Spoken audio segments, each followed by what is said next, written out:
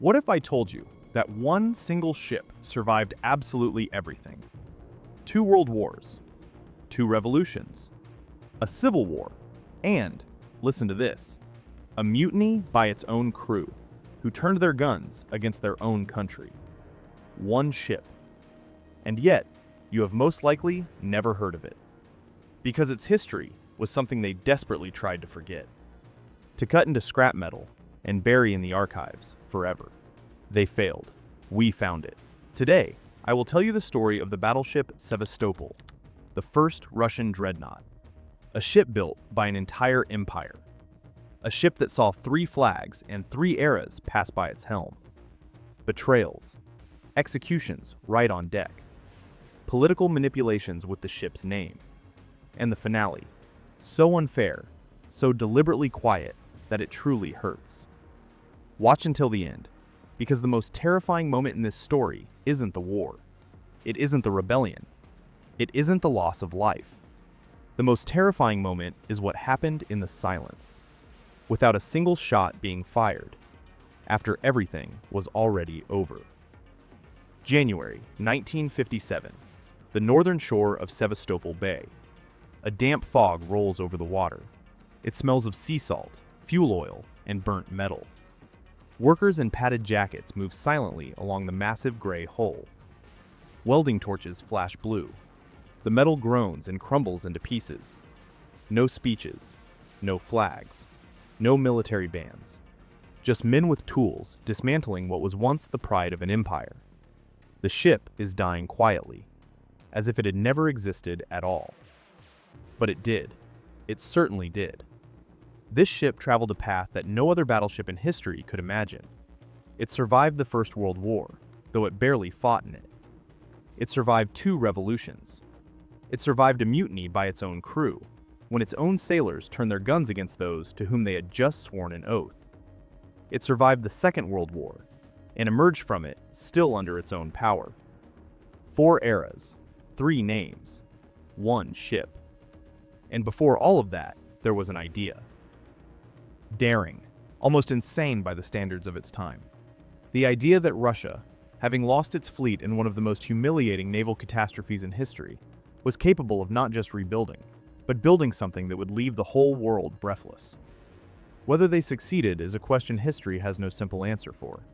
But this story is worth telling, because behind this ship stand thousands of people. Engineers who spent sleepless nights over blueprints. Workers who bent their backs on the slipways. Sailors who lived, fought, and died on it. Some for the Tsar, others for the revolution. Still others against it. And finally, the workers with the welding torches. In the January fog, under the cries of the gulls over the bay. But to understand why this hurts so much, we must go back. To the moment when Russia lost everything. May 1905, the Tsushima Strait. Imagine an armada. 38 ships. They had traveled 22,000 kilometers, from the Baltic, around all of Africa, across the Indian Ocean, through the South China Sea, 7 months at sea, to the other side of the world. Admiral Rozhesvinsky was leading the squadron into battle. He believed it had a chance. There was no chance. The Japanese fleet, under the command of Admiral Togo, was waiting. He knew where they would pass. He knew when. And he was ready. What happened next lasted less than 2 days. The Battle of Tsushima went into the textbooks as one of the most crushing naval defeats in modern history. 21 Russian ships were sunk. 7 were captured. 6 were interned in neutral ports. Only 3 made it to Vladivostok, their destination. 3 ships out of 38. The loss of life was about 5,000 dead. 6,000 more were taken prisoner. Among them, Rozhesvinsky himself, wounded, pulled from the water by Japanese sailors. But even these numbers don't capture the main point. Russia didn't just lose ships, it lost its fleet as a concept. The phrase Russian naval power, after Tsushima, it sounded like a mockery. Of the 15 squadron battleships that formed the core of its combat power, only 1 remained in service. 1 ship. And even in service is a massive exaggeration. It is better to say, it survived. It didn't sink. It wasn't captured. It just survived. Think about this number, 15. and won. This wasn't a defeat. This was a catastrophe. In St. Petersburg, they received the news with that numbness that happens when reality refuses to be grasped. The fleet, which had consumed decades and hundreds of millions of rubles, had vanished in 48 hours in the waters of a foreign strait. And meanwhile, the world didn't stop. While Russia was digesting the scale of the catastrophe, in Britain, they were already laying down something fundamentally new. A ship that would make all the world's battleships obsolete at once. Russian, British, German, and Japanese. Absolutely all of them. They called it the Dreadnought, and it changed everything. But more on that in a moment, because first, you need to understand what was going through the mind of the man who bore the weight of this failure. A man who had to make a decision, and make it quickly. Nicholas II looked at the numbers, and he understood. There was no choice. Russia had to build from scratch, build quickly, build better than everyone else. In 1906, the British fleet launched a ship unlike anything ever built before. It was built in secret, in record time, a year and a day. Workers at the Portsmouth shipyard worked 3 shifts without days off. When it set sail, the military attachés of 20 nations watched it through binoculars from the shore and said nothing. Its name was Dreadnought. 10 main caliber guns. Caliber, 305 millimeters. Steam turbines instead of piston engines. Speed, 21 knots. For a ship of that size, it was incredible. But the main thing wasn't the technical specifications. The main thing was the idea. Dreadnought embodied a new philosophy of naval combat. A single type of heavy gun on the entire ship, maximum firing range, suppressing the enemy before they could even return fire. No confusion with different calibers, just one blow, but a devastating one. Military theorists called this concept all big guns, referring to a single main caliber throughout the ship. And the ships of this class, Dreadnoughts, named after the first one. And here begins what historians would call the Dreadnought race. Because Dreadnought did something paradoxical. It didn't just create a new standard, it instantly nullified all the fleets of the world, the British one included. All previous battleships, the most powerful, the most expensive, the most modern, overnight turned into second-rate vessels. It was a race started anew, from zero, for everyone. Germany started building dreadnoughts. France, Japan, Austria-Hungary, the United States of America, Italy. It was as if the world had gone mad. Shipyards were smoking, budgets were cracking, admirals demanded more and more. And Russia? Russia stood before this race with empty hands and one surviving battleship behind it. Nicholas II understood that delay was equivalent to finally dropping out of the ranks of the great naval powers. In April 1907, he adopted a shipbuilding program. For the Baltic Fleet, 4 dreadnoughts, to begin with. 4 ships that were supposed to tell the world, Russia has returned. By the end of that same year, the task for the design work received its final wording, and an international competition was announced. An open international competition, which in itself said a lot.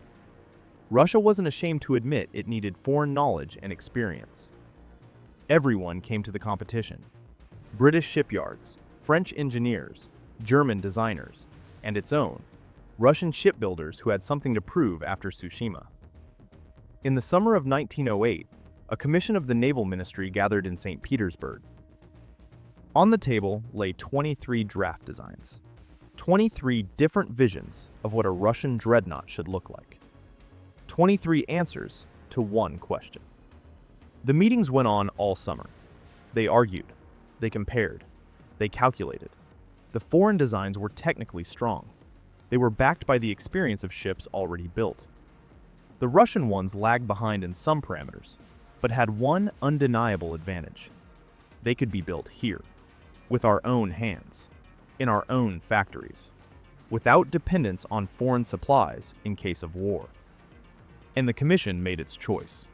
They favored the design of the Baltic shipyard. Was it pure technology, or did politics and economics play a part in this choice? That is a question historians are still asking. Most likely, both. That's usually how it happens, when state money and national pride are involved. But the decision was made, and now it had to be executed. June 15th, 1909. 2 shipyards, 1 day. 4 ships were laid down on the slipways simultaneously. Russia had placed its bet. June 15th, 1909. St. Petersburg, morning. The Baltic shipyard smells of machine oil, damp wood, and the river. Workers in leather aprons stand along the slipways. Officials in uniforms a little to the side. A priest reads a prayer. His voice is drowned out by the roar of the factory. At that very moment, a few kilometers away, at the new Admiralty shipyard, the same scene. The same prayers. The same uniforms. The same workers. 2 shipyards, 1 day. 4 laying down plates are lowered onto the slipways almost simultaneously. Thus began the history of 4 Russian dreadnoughts. Sevastopol, Petropavlovsk, Gangut, Poltava. 4 names. 4 famous naval battles in Russia's history. The choice of names was not random. It was a message. The fleet is being reborn. The fleet remembers. The fleet will return. But what exactly was being built on these slipways?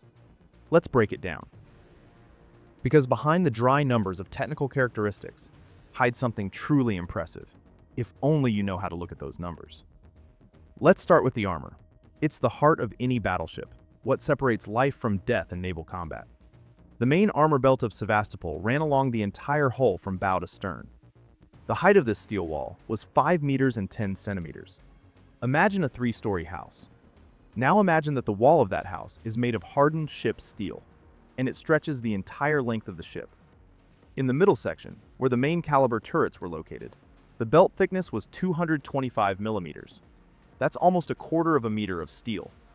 For comparison, a standard brick is about 12 centimeters thick. Here, there would be almost 2 rows. Not of brick, of armor steel capable of withstanding a direct hit from a heavy shell. At the ends of the hull, the belt became thinner, 125 millimeters. At the stern post, 100 millimeters. The logic here is simple. You need to protect the engines, boilers, and ammunition magazines first. What's in the center of the ship? Above the main belt went the upper belt, 125 millimeters in the middle and 75 millimeters at the bow. But armor isn't just the hull, it's also the decks. Sevastopol had 3. The upper armored deck, 38 millimeters. The middle, 25 millimeters.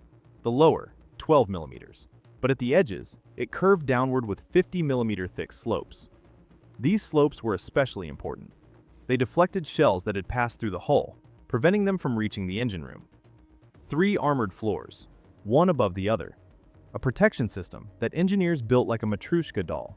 Each layer stopped what had broken through the previous one. Now, the most important part. The reason why all this was being built. 12 main caliber guns. Caliber, 305 millimeters. They were located in 4 turrets with 3 guns in each. And here, Russian engineers made a choice that distinguished Sevastopol from most foreign dreadnoughts of that time. All 4 turrets stood in a single line along the central axis of the ship, one after another. This was called a linear, monotonous arrangement. This scheme allowed for a full broadside, firing all 12 guns simultaneously, in a wide sector from each side. 12 barrels, simultaneously.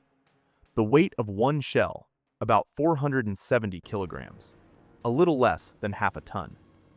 Firing range, over 23 kilometers in later modifications. At such a distance, the enemy looks like a dot on the horizon, and the shells are already flying toward him. The turrets had separate armor from the hull, 203 millimeters on the front and side plates, 305 millimeters on the back wall, and 76 millimeters on the roof. The back wall of the turret was thicker than the front, not a designer's error, but a deliberate decision. It protected against an explosion inside the turret, preventing detonation from reaching the ammunition magazine below. On paper, it looked formidable. Very formidable. But paper and steel are different things. Armor exists in blueprints. Armor still had to be smelted, delivered, installed. Turrets had to be manufactured, adjusted, tested. 12 guns had to be cast, ground, tested. And for all of this, you needed money. Lots of money.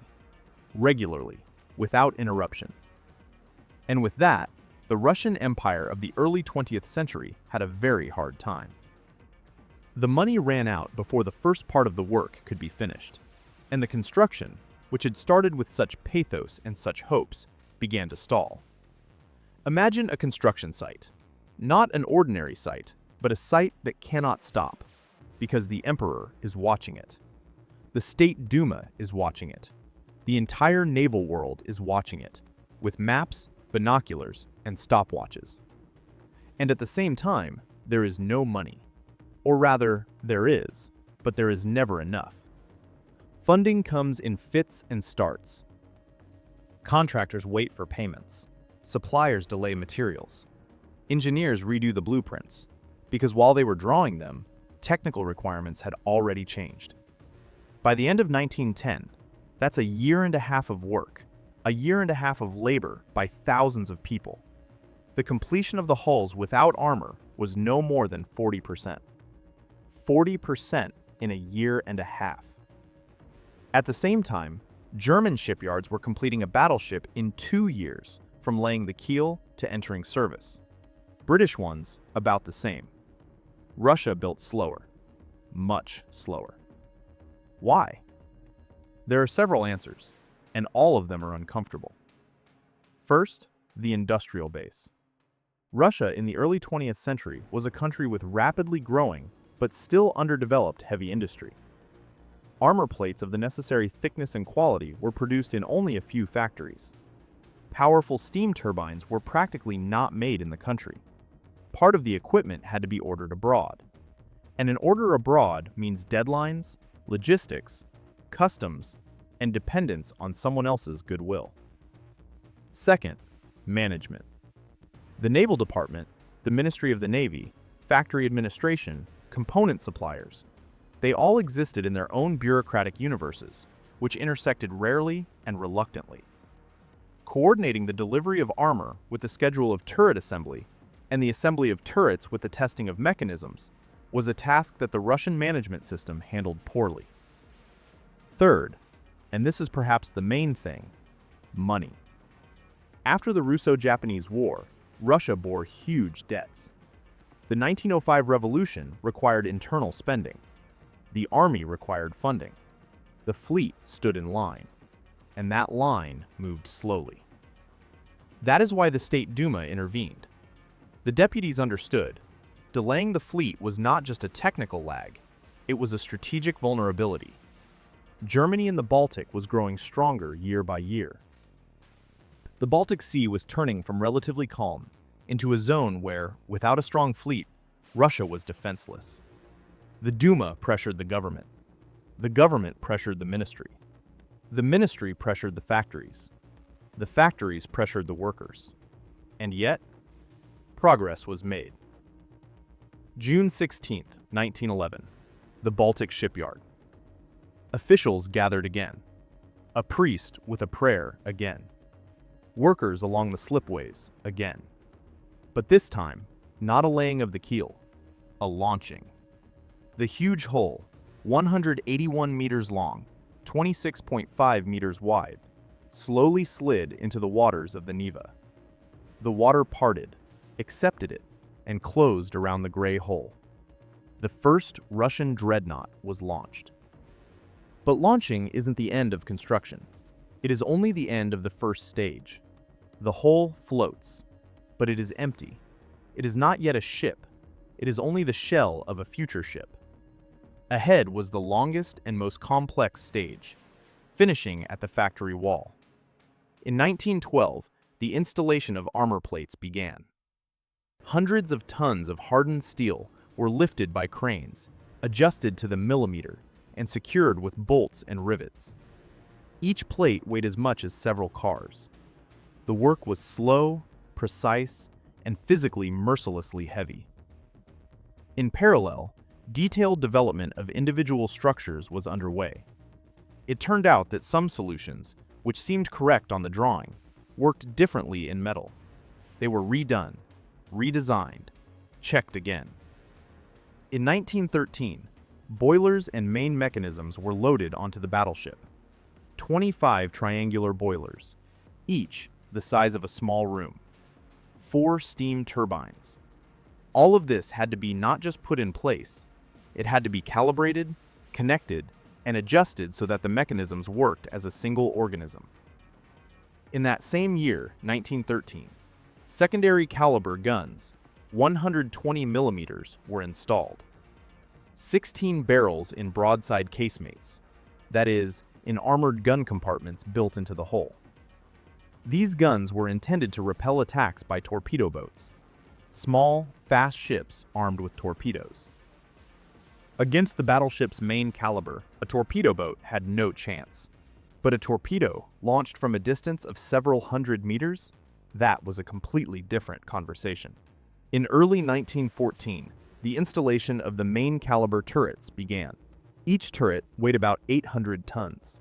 800 tons of complex mechanics, guns, hoists for shells and charges, aiming systems, armor plates, electric drives. All of this had to be lifted, lowered into the barbette, an armored shaft inside the hull, and connected to the ammunition magazines located deep below. And outside the factory gates, the world was changing rapidly. July 1914, assassination in Sarajevo, ultimatums, mobilizations. Europe was rolling toward war with an inevitability that historians would later describe as a chain reaction that no one wanted and no one could stop. In August 1914, Russia entered the war, and Sevastopol was still standing at the wall. In early autumn 1914, the battleship was finally pulled away from the finishing wall. Tugs dragged it to sea trials. The turbines were launched at full power for the first time. The ship trembled, faintly, with its whole body, like a living creature experiencing its strength for the first time. The trials passed without any major incidents. By the standards of a new, untested ship, this was a very good result. By the end of September 1914, the Acceptance Commission signed the documents. The battleship Sevastopol entered the service of the Baltic Fleet. 5 years from laying the keel to entering service. 5 years. In Germany, they would have had time to build 2.5 battleships. But it was built. It was ready. The question was the war, which was already raging, ready for it? Autumn 1914. Tugs pull Sevastopol away from the finishing wall. The Commission has accepted the ship. The war is already on. And now the main question arises: what to do with it? Autumn 1914. The Gulf of Finland. Gray water. Low sky. Islands covered with dark forest. The battleship Sevastopol is at anchor. Flags flutter in the wind. In the west, hundreds of kilometers from here, trenches are already being dug. Villages are already burning. They are already counting the first casualties. Tens of thousands in the first weeks of the war. And here, silence. Almost peaceful. You are probably thinking, well, finally, they spent 5 years building it. Now into battle. Now we'll show them. But history decided otherwise. The command of the Baltic Fleet looked at the map and saw a simple truth. The Gulf of Finland is a trap. Narrow, shallow, with minefields that they had placed themselves. The German fleet in the Baltic was strong, and with every month, it was becoming stronger. Risking the newest battleships in such an environment seemed unwise to the command. There was another reason: doctrinal. The Russian command adhered to a defensive strategy in the Baltic. The main task of the fleet was formulated as follows: do not let the German fleet break through into the eastern part of the Gulf and threaten Petrograd. This was a shield strategy, not a sword. Sevastopol was built as a sword, but it was used as a shield that stands in the corner and doesn't touch anyone. Until May 1915, the battleship spent the winter in the Gulf of Finland. The crew, together with factory workers, worked on fixing flaws, those small and not so small problems that are always discovered after handing over a new ship. Squeaks in the bulkheads, the internal walls of the ship, leaks in pipelines, electrical systems that didn't work as they should. A living ship always requires fine-tuning, especially a new one. In the summer of 1915, voyages began. Sevastopol went to Reval, modern-day Tallinn, and back. Sometimes it went to positions. The crew trained. Combat shooting was conducted, practicing aiming, rate of fire, interaction of turrets. But in real combat operations, the battleship did not participate. Not in 1914, not in 1915, not in 1916. 3 years of war. Zero combat experience. It was a bitter irony. The ship that was supposed to become the symbol of the rebirth of the Russian fleet, the symbol of the answer to Tsushima, stood in the Gulf for the entire war. The fleet, on which years and millions were spent, was never thrown into battle. And then, what no one expected, struck. Or rather, they waited, but didn't believe it would happen so quickly and so terrifically. February 1917. Unrest began in Petrograd. A few days later, a revolution. A few weeks later, no Tsar, no empire, no former army, and no former fleet. The Baltic Fleet became one of the main centers of the revolutionary movement. The sailors, who had spent years sitting in ports with nothing to do, had accumulated anger at the officers, at the war, at the system. This anger broke out with such force that the officer corps of the fleet was destroyed, literally. Many were executed right on the decks, others were drowned in the Gulf. The revolution came to the ship. The Bolsheviks came to power. They signed a peace treaty with Germany, but the terms of this peace were harsh. Germany demanded the disarmament of ships in Finnish ports, and Finland, meanwhile, was becoming independent and not exactly friendly. The fleet had to leave, immediately.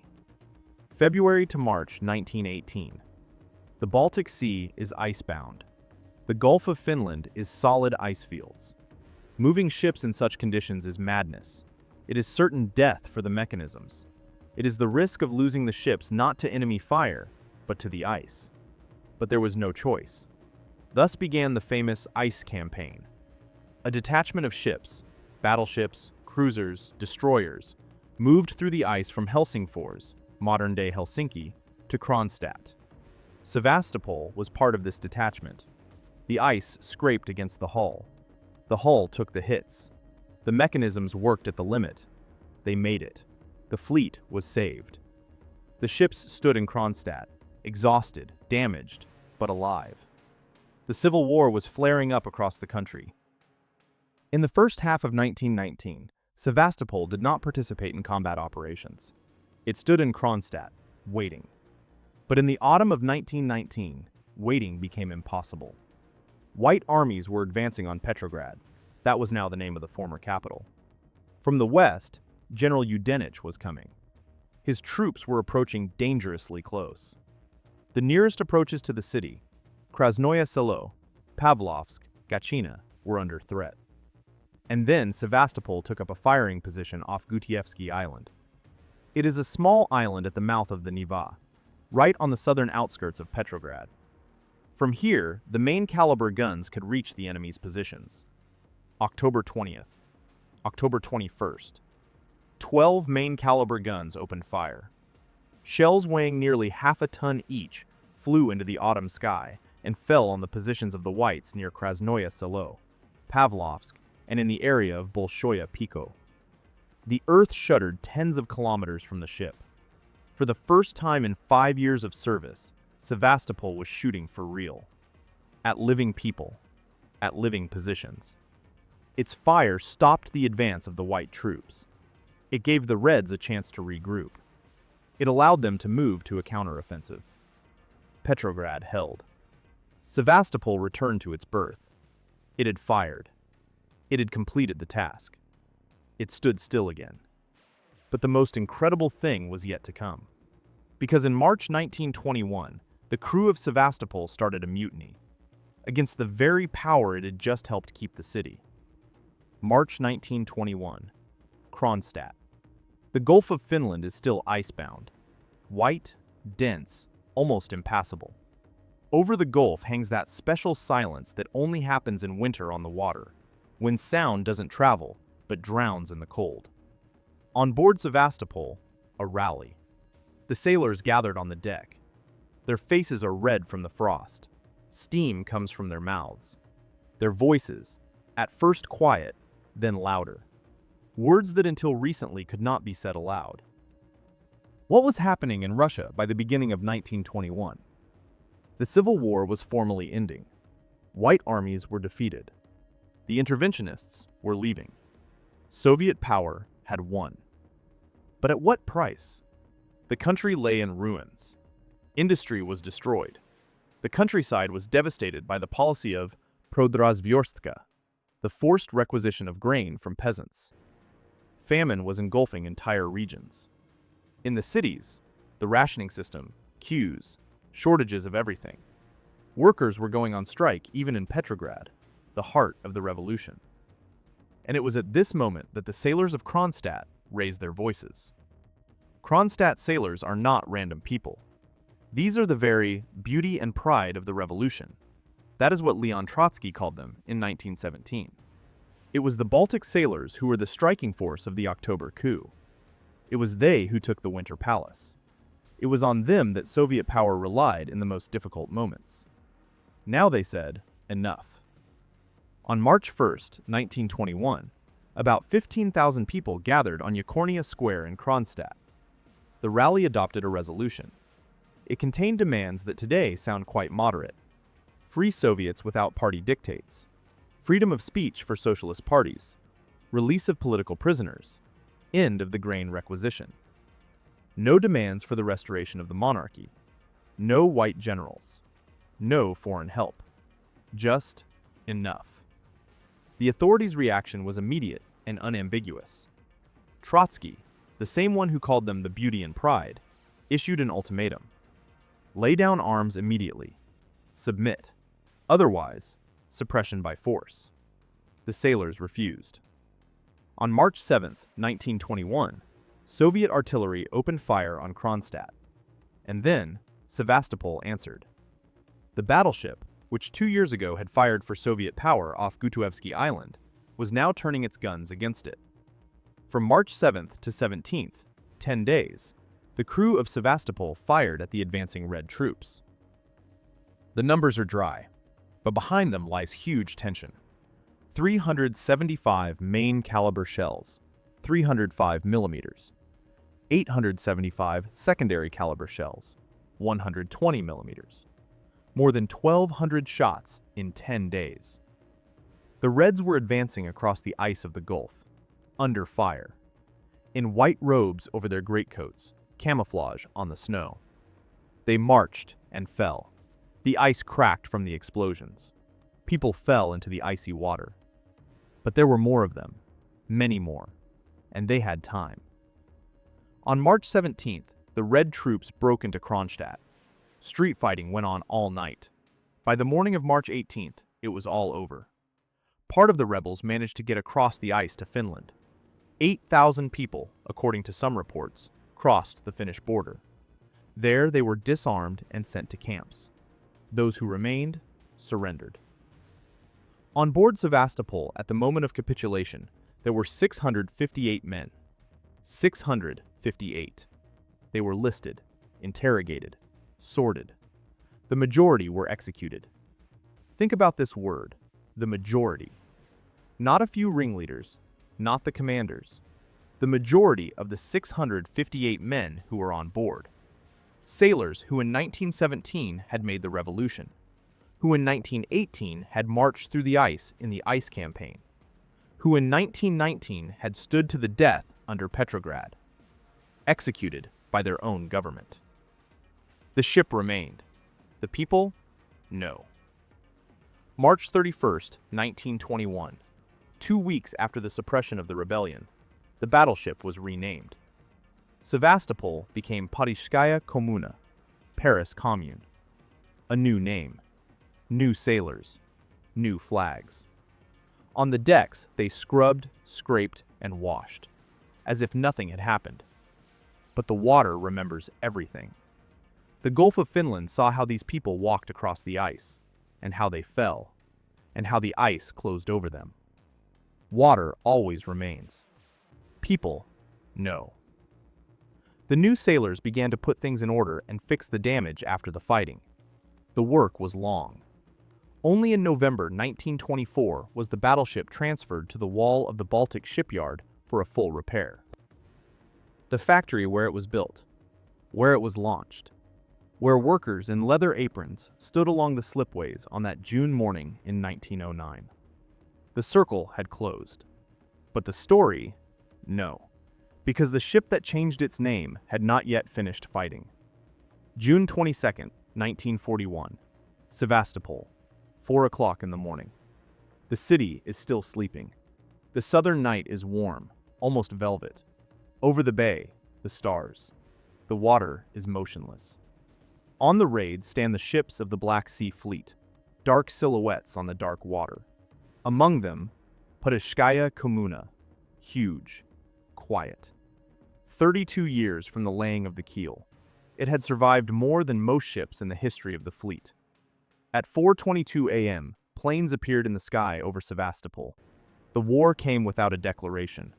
The battleship met it as part of the squadron, where it was supposed to be. The Black Sea Fleet had been put on combat alert just the day before. Intelligence warned of a possible attack. Anti-aircraft guns looked at the sky. Searchlights cut through the darkness. The first German planes dropped mines at the entrance to Sevastopol Bay. Not bombs, mines. The task was not to destroy the ships immediately, but to lock them in base, to deprive them of the ability to go to sea. A smart move. But the Black Sea Fleet Command responded quickly. Minesweepers, ships designed to detect and destroy mines, immediately went to work. The fairway, the safe passage for the ships, was cleared under continuous air raids. In the first weeks of the war, it became clear. Enemy aviation posed a threat to large ships that could not be underestimated. A battleship is a huge target. It is slow. It cannot maneuver like a destroyer. A bomb hitting the right place can destroy a ship worth hundreds of millions of rubles in a few seconds. The war in other seas had already shown this. The British battleship Prince of Wales and the battlecruiser Repulse were sunk by Japanese aviation in a few hours off the coast of Malaya in December 1941. Italian battleships were struck by British torpedo bombers right in base in Taranto.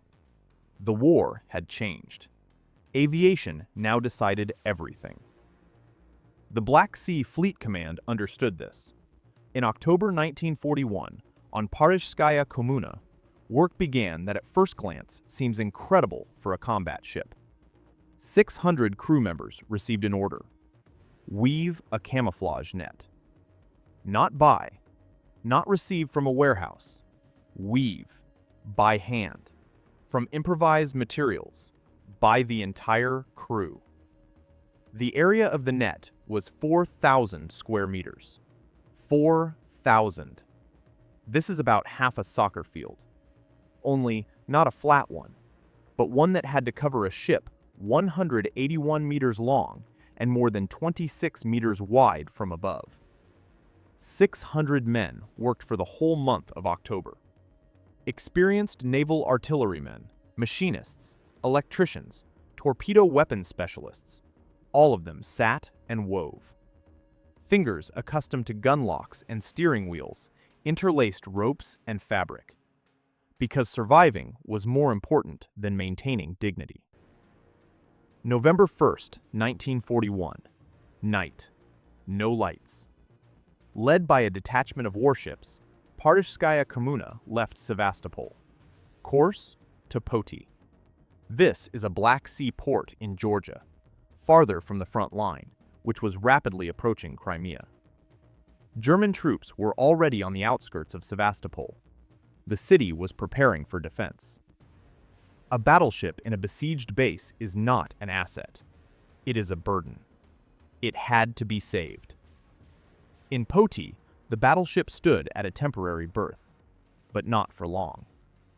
On November 26, 1941, Podolskaya Commune made its first combat sortie in the Black Sea theater of operations. Guarded by the destroyer Smyshleny, the battleship went out to sea. The task? Artillery support for the defenders of Sevastopol. Think about this. The ship left Sevastopol to be saved, and now it returns to fire in defense of the very city it left. On November 28th, Podolskaya Commune arrived in the combat zone. The main caliber guns found targets on the coast, enemy positions on the approaches to Balaclava. 12 305mm main caliber guns opened fire. Shells weighing nearly half a ton each flew to the shore. Behind each shot, a pillar of flame and smoke. The ship shuddered with its whole body. The recoil from the salvo was such that the water around the hull literally boiled. During this sortie, 153 main caliber shells and 299 secondary caliber shells, 120mm, were spent. Nearly 500 shots, each one at a specific target. Having completed the task, the battleship went to Novorossiysk. This became the model of its combat work in the Black Sea Fleet. Exit from base, shelling enemy positions, withdrawal back. Fast. At night. Under the cover of destroyers. The fleet loved it. For real. For the Black Sea sailors, Podilskaya Commune was something more than just a ship. It was a symbol. It could always be recognized from afar, by its huge size and the characteristic bend of the first smokestack. This bend, a trace of an old modernization, made its silhouette unique. Sailors said, "Saw a stack with a bend, that means it's one of our own." Our own. 30 years had passed since that June morning at the Baltic shipyard. 30 years of wars, revolutions, rebellions, and repairs. And the ship was still our own. In April 1942, the battleship was returned its original name. Again, Sevastopol. As if history had made a full circle. As if all these years under a foreign name, Podilskaya Commune, were just a pause. A temporary oblivion. And the real name, the one given to it at birth on the slipways, had not disappeared anywhere. It was waiting. The war ended. Sevastopol survived. Again. For the umpteenth time. But what to do with a ship that had survived everything? In a world where there was no place left for such ships. The war is over. Europe counts the ruins. Cities are ash. Fleets are wreckage. Millions of people try to remember how to live without war. Sevastopol stands in base. 36 years from the laying of the keel. The hull is scarred by repairs. The mechanisms, alive but tired. The guns, the same ones that fired on Krasnoye Selo in 1919, on Kronstadt in 1921, on Balaclava in 1941. The very same guns. The world had changed beyond recognition, but the battleship was here. Still here. Only, the world that emerged from the Second World War looked at battleships differently. Quite differently. Aviation had proven its superiority. Aircraft carriers became kings of the sea, not battleships. Jet planes, guided bombs, the first missiles. All this made a huge armored ship with cannons not a symbol of power, but a target. An expensive, gluttonous, vulnerable target. The era of battleships was ending. Not with a bang, but quietly. Without announcements. Just one day, admirals stopped building new ones. And they started putting the old ones in reserve. For Sevastopol, the post-war years became a time of slow fading. The ship was still listed in the fleet. Listed, that is the correct word, because it no longer had any real combat value. It was used as a training ship. Naval cadets boarded the ship, watched, studied, touched with their hands the mechanisms that remembered another era. And there was one more role, unexpected. Cinema. Sevastopol starred in feature films. In the 1945 film, Blue Roads. In Commander of the Ship in 1954. In the film, In Peaceful Days, also in the 50s. On the screen, it looked majestic. The camera loved its silhouette. These huge turrets. This characteristic bend of the first stack. Actors walked on its decks. They delivered pathetic monologues about duty and the sea. Perhaps that became its true historical legacy for descendants. A few hours of film. A few scenes shot on board a ship that had survived everything. Not a museum, not a monument. Cinema. Think about this for a second.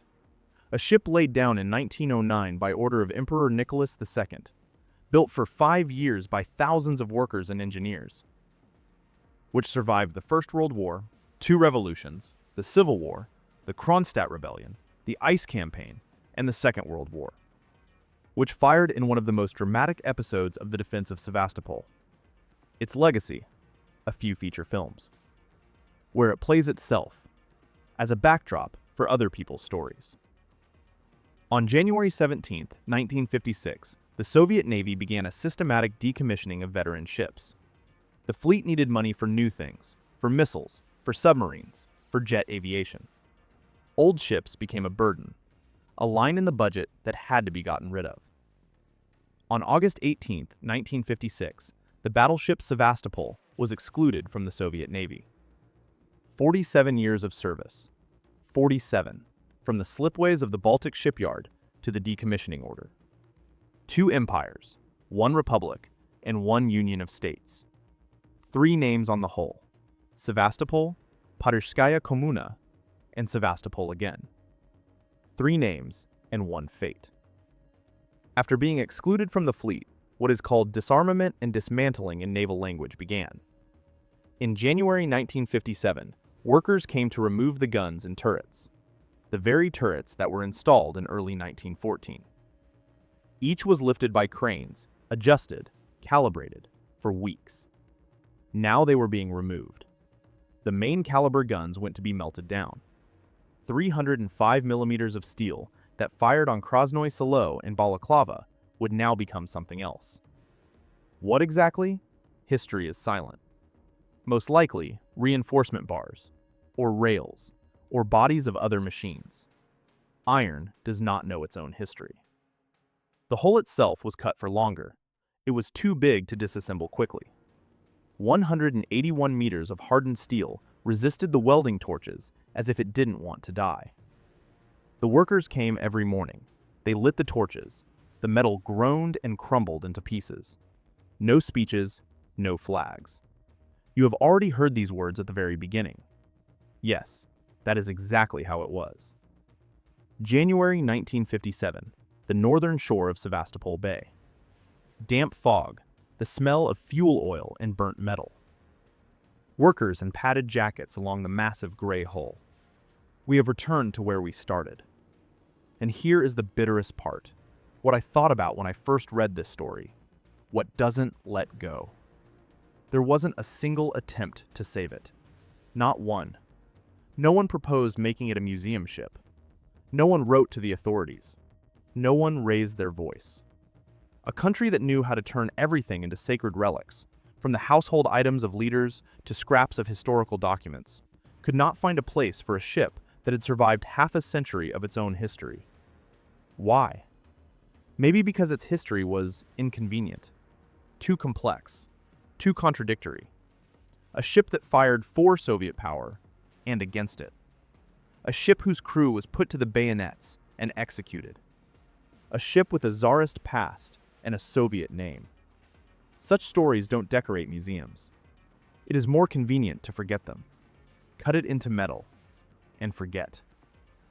But there is something that cannot be cut into metal, cannot be melted down, cannot be written off by an order. That is memory. Remember the workers who stood along the slipways on that June morning in 1909? In leather aprons, with the priest's prayer overhead. They were building not just a ship. They were building an answer to a catastrophe. They were building hope. They believed that what they were doing with their own hands was important, that it would remain. It remained. Not in metal. The metal went to be melted down. It remained here, in this story, in your memory, if you watched until the end. Sevastopol lived a life that contained more history than most states managed to accumulate in a century. It was born of ambition and fear, the fear of falling behind, the fear of being helpless again before a foreign fleet. It was built slowly and painfully. It fought less than it could have. It outlived its creators, its owners, its country.